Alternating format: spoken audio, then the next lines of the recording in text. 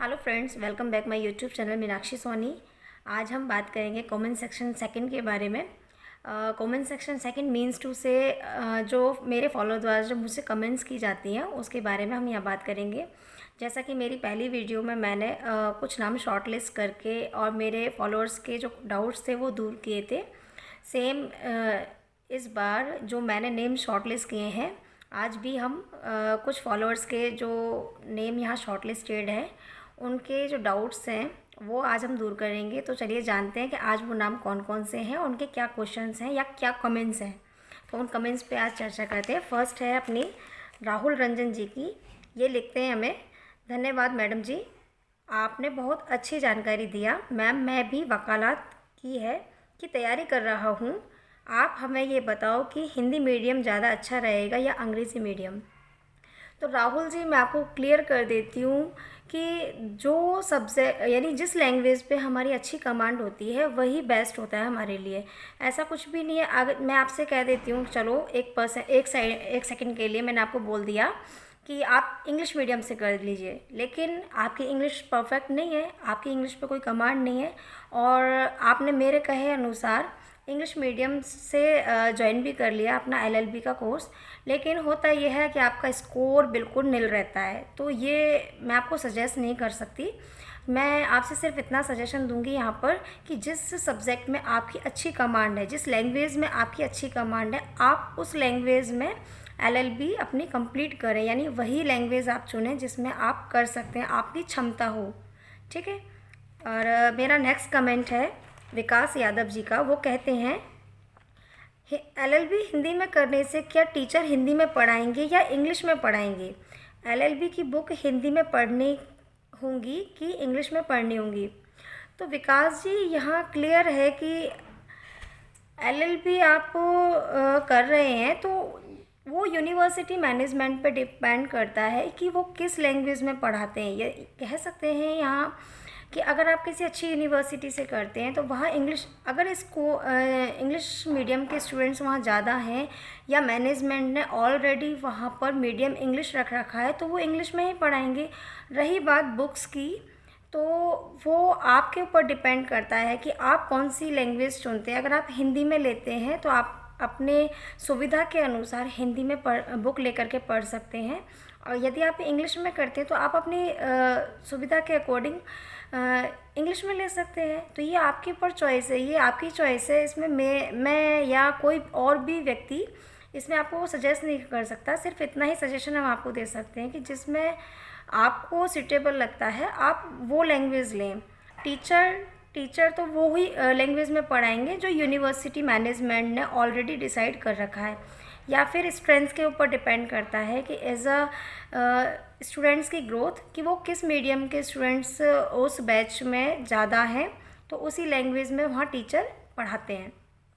Next comment है पूजा नागर की। ये कहती हैं, मैम एलएलबी कंप्लीट होते ही AIBE का एग्ज़ाम देना होता है। एग्ज़ाम क्लियर होने के बाद सर्टिफिकेट मिल जाता है जिससे कोर्ट में प्रैक्टिस करते हैं। फॉर एग्ज़ाम्पल एडवोकेट के असिस्टेंट रहते हैं। तो मैं आपसे पूछना, एडवोकेट असिस्टेंट की कितनी सैलरी होती है? तो मैम, यहाँ सैलरी आप डिसाइड नहीं कर सकती हैं एडवोकेट असिस्टेंट की, क्योंकि वो एडवोकेट के ऊपर डिपेंड करता है कि वो अपने असिस्टेंट को वर्क जो है सिखाते टाइम पर पे करते हैं या नहीं करते। यानी कि प्राइवेट सेक्टर में आप डिसाइड नहीं कर सकते हो। हाँ, गवर्नमेंट अगर आपकी जॉब लग जाती है तो वो आपका फिक्स हो ही जाता है कि आपको इतना पे ग्रेड मिलेगा ही और इतनी आपकी सैलरी होगी। लेकिन आप प्राइवेट सेक्टर में बिल्कुल भी एक्सपेक्ट नहीं कर पाते हैं कि आपको इतनी सैलरी ही मिलेगी, यानी फ़िक्स कुछ भी नहीं है। अभी चाहें तो एक एडवोकेट अपने असिस्टेंट को दे दे, लेकिन एक एडवोकेट ऐसे भी होते हैं कि अगर वो चाहें तो वो सिर्फ आपको वर्क सिखा रहे हैं कि ये कम नहीं है। तो my next comment, Yuvraj Singh Hardika Kaur. Ma'am, मैं आपसे कुछ जानना चाहता हूँ कि मैं BA में कौन से सब्जेक्ट लें जो LLB के लिए बैकग्राउंड अच्छा रहे, please ma'am reply.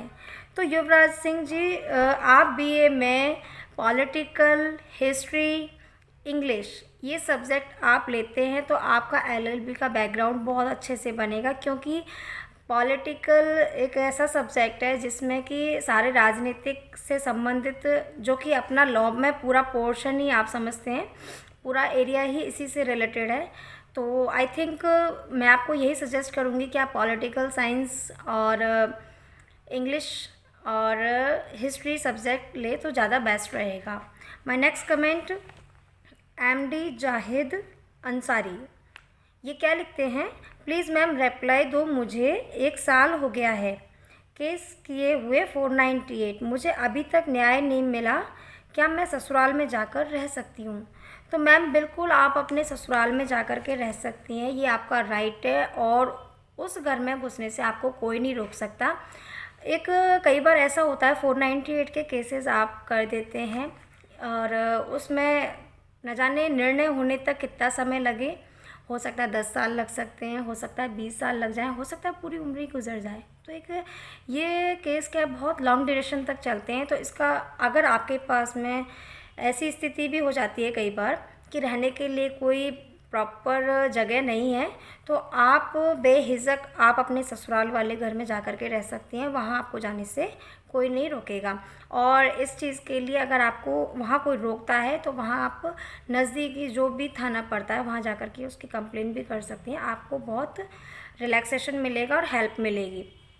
My next comment IR ringtone, ये क्या लिखते हैं, मैम आप इंस्टा ID डिस्क्रिप्शन में ऐड करो, नहीं तो बनाओ। तो यहाँ मैं क्लियर कर देती हूँ मेरे फॉलोअर्स के लिए कि मेरी इंस्टा ID डिस्क्रिप्शन और अबाउट चैनल के अबाउट सेक्शन में क्लियर है, आप वहाँ जा कर के आप मुझे फॉलो कर सकते हैं। मेरी इंस्टा ID है ADV मीनाक्षी सोनी, इस पे आप जा कर के मुझे फॉलो कर सकते हैं। और किसी को मेरे चैनल से रिगार्डिंग मीन्स मेरी जानकारी से संबंधित कोई भी मन में डाउट, कोई भी क्वेश्चन आप मुझसे पुटअप करना चाहते हैं, सिर्फ जिसको प्रॉब्लम है, अननेसेसरी नहीं, तो वहाँ आप मुझे मैसेज कर सकते हैं। And thank you. मुझे लगता है कि मैं जितने भी मेरे फॉलोअर्स के कमेंट्स थे उनको मैं क्लियर कर पाई और आगे भी आपके लिए इसी तरीके की वीडियोज़ मैं लाती रहूँगी।